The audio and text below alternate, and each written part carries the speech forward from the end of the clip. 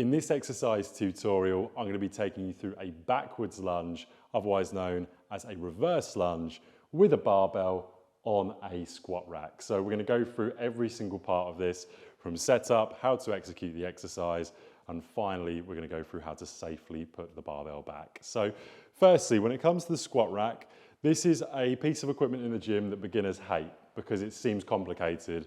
Beginners watch other people do this and they go, I want to try that, but I don't want to look silly.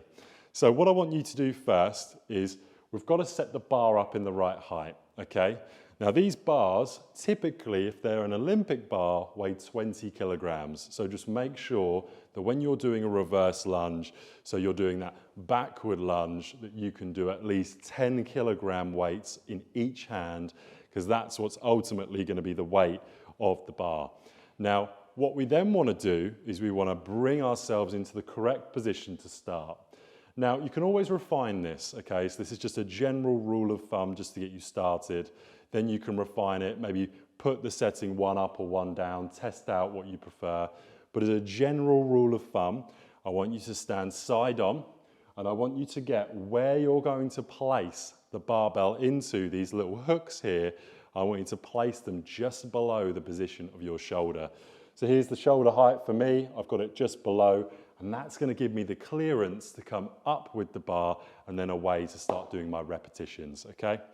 Now, what I want you then to do is make sure that once you've got both sides even, you then place the barbell into those hooks, okay? So you've got one here and one here. If you're thinking, hang on a minute, how do I even move them? What do I do to move these hooks? So this is a new machine, so we've got what's called a smart lock. So if you're using a new machine like this, they've got pins on either side. I would pop the pin out, so I'd pull the pin, and I can then move it up and down.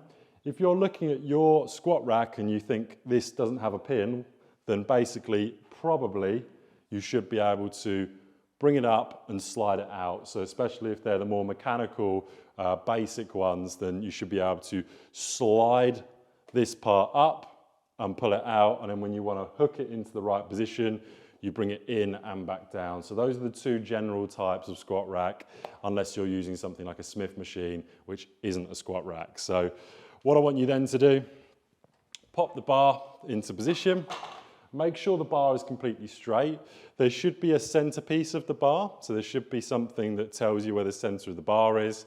If not, just have a general look. So you want to make sure that you've not got the bar in a position where it's like so, where if you come into the perfect position in terms of in the mirror, you're still going to be completely lopsided. What you're then going to do is with your hand, start to feel your back, and I want you to find the bony part of your shoulder. So you should be able to walk the fingers back and then feel this bony protrusion coming out.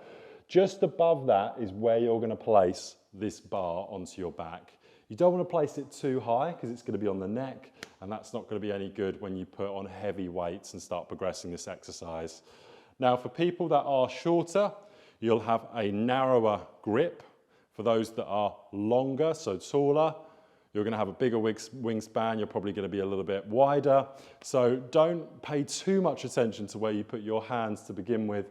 Just make sure you've got a nice comfortable position where you can lock the bar into place, pull the bar down, and you feel nice and secure. Test out your position with wide and narrow grips, see what you prefer. Neither's right or wrong. With regards people, they generally do it via shoulder mobility. So poor shoulder mobility, further away, really good shoulder mobility, you can lock it in narrow. Again, no right and wrong.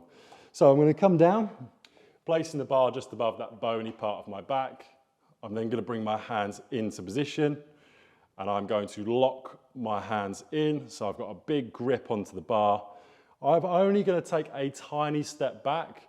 I've got my feet narrow, and what I'm going to do here is keep my torso upright, brace my core as I come back, big stride back, both knees bend, and I'm always pulling the bar down to keep the bar secure, so I don't want it moving side to side when I'm doing my repetitions.